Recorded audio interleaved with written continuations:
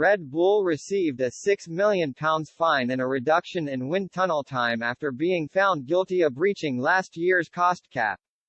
The FIA are completing a big review into the punishment handed out to Red Bull after they were found guilty of breaching the 2021 cost cap. FIA President Mohammed Ben Sulayem says that rival teams wanted to see blood after Max Verstappen narrowly won last year's F1 World Championship after his side had narrowly overspent in last year's championship. Verstappen only beat Mercedes' Lewis Hamilton during a frantic final race in Abu Dhabi. Ferrari also felt Red Bull's punishment should have been greater, with their sporting director, Laurent Mekies, saying the punishment is likely to have very little impact on the title-winning manufacturer. We feel it is low, we don't see it on the same scale to compensate the overspend that was done, he said. If it is not combined with any budget cap reduction for them, you are completely free to spend your money elsewhere. You will spend less in the wind tunnel, so you will spend it somewhere else. Altogether, what will remain of the real impact of the penalty will be very small.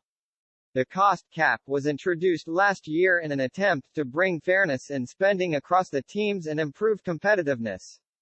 President Sulayem says that Red Bull's rivals still want to see blood over their breach last year.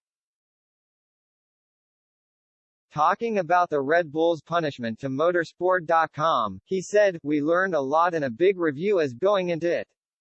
Who knows in the first year what is going to be the outcome? We didn't even expect it. If you look at the other teams, they will say we have been light on them, Red Bull, and the penalty? Some of them want them to be hanged and they want to see blood. And the guilty teams themselves see it as huge on them. So where do you draw that? I mean, we have to be fair also. Do we want to get rid of them, or we want them to be straightened up and not do it? One way that the FIA are hoping to tighten the enforcement around any subsequent cost cap breaches is with more staff to monitor the situation."